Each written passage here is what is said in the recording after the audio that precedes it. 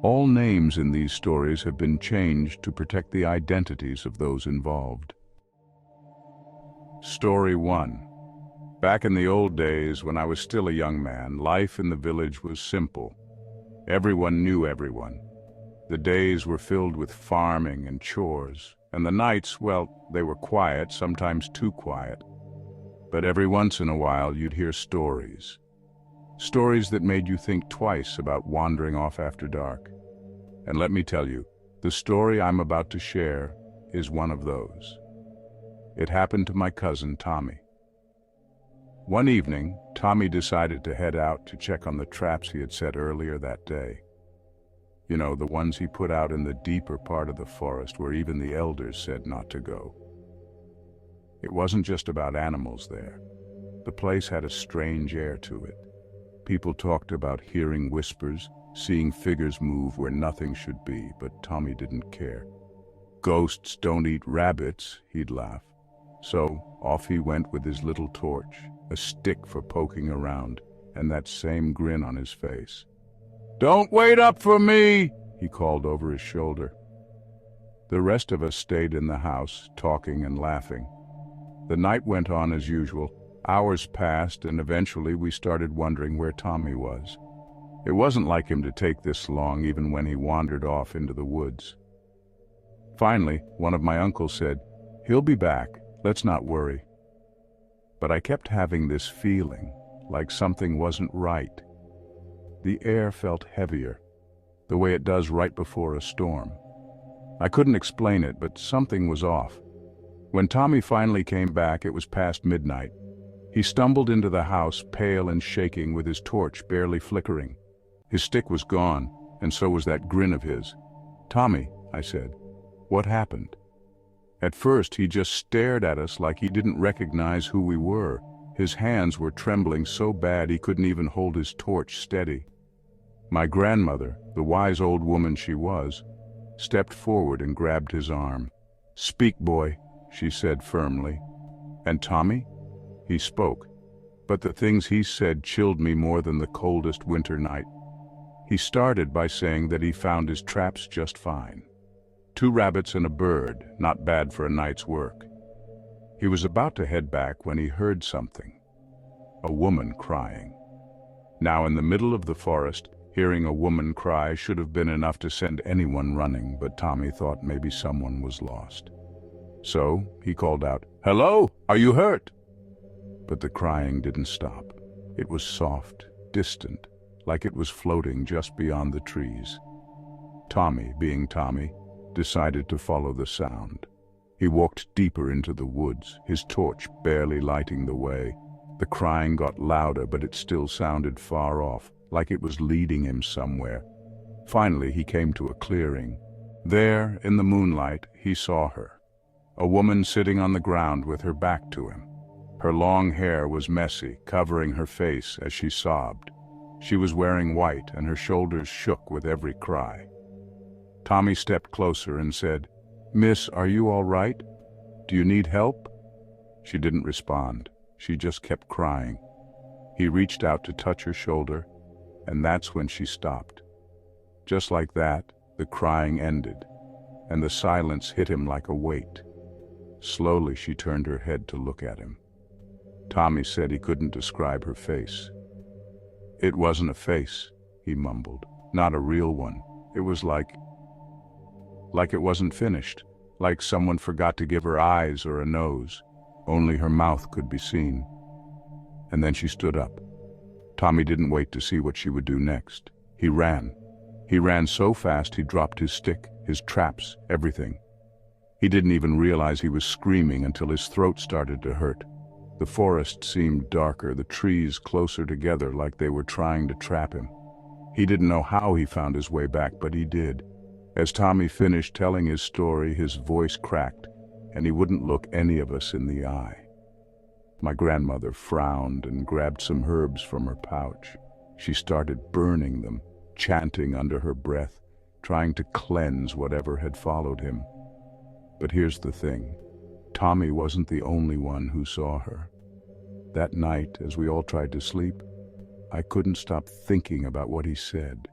I kept hearing his words in my head. It wasn't a face. I must have drifted off at some point because I woke up to the sound of crying. At first I thought it was Tommy, still shaken from his experience. But then I realized it wasn't coming from inside the house. It was outside, faint and distant, just like Tommy described. I froze, my heart pounding in my chest.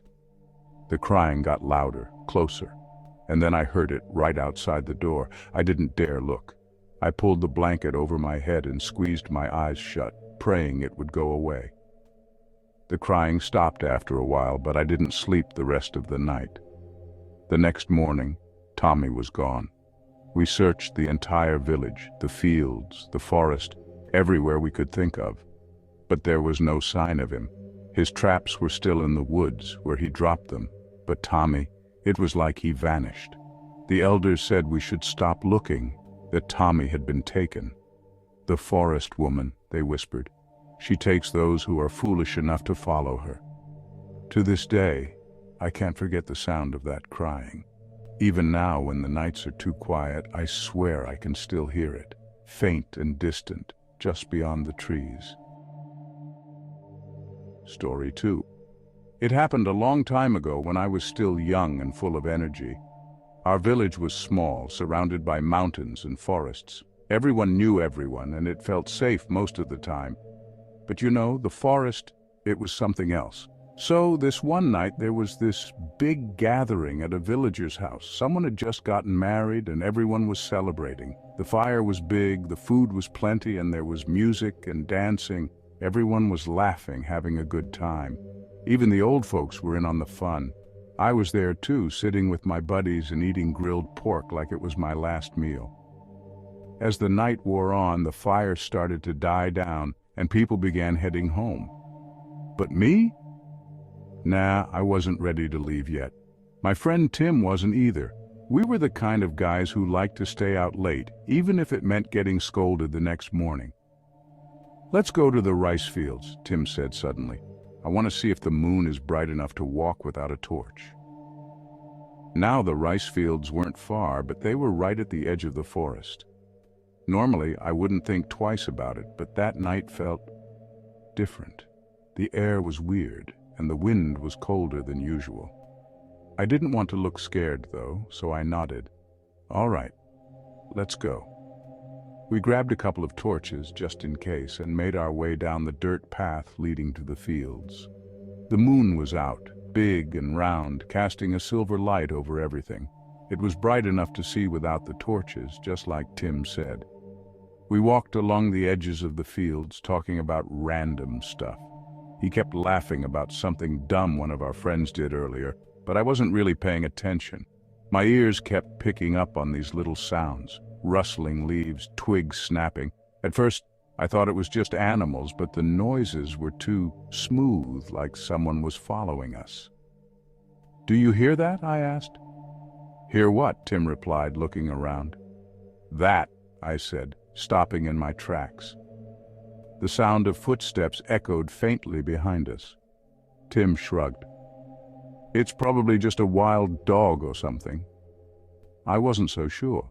The sound didn't feel right. It wasn't fast or panicked like an animal. It was slow, steady, almost like it was trying to match our pace. We kept walking, but I couldn't get rid of the feeling that we weren't alone. Then we came to the edge of the forest where the path splits. One trail went back to the village, and the other led deeper into the woods. "Let's go this way," Tim said, pointing to the forest trail. "What? Are you crazy?" I snapped. "Come on, it's just trees," he said, grinning like an idiot. I wanted to say no, but he was already heading down the trail. Not wanting to be left alone, I followed him, my torch in hand. The forest was quiet, too quiet, the kind of quiet that makes your ears ring. The moonlight barely reached through the trees, and the shadows stretched out like long fingers. The deeper we went, the more the air felt wrong, thick, smelly, like something dead was ahead of us. Then we saw it. At first it looked like a person standing in the middle of the trail, but something about it was off. It was tall, too tall to be human, with long, thin arms that dangled by its sides. Its head was tilted at an unnatural angle, and its eyes, oh man, its eyes, they glowed faintly like dying embers. Tim froze, his laughter dying in his throat. "Who's there?" he called out, his voice trembling. The figure didn't move. "Let's go back," I whispered, tugging at his arm. But before we could turn, the thing stepped forward. Its movements were jerky. That's when I noticed its feet. They weren't feet at all, but something that looked like roots, twisting and curling into the ground with every step. "We need to run," I said, my voice barely audible. Tim didn't argue.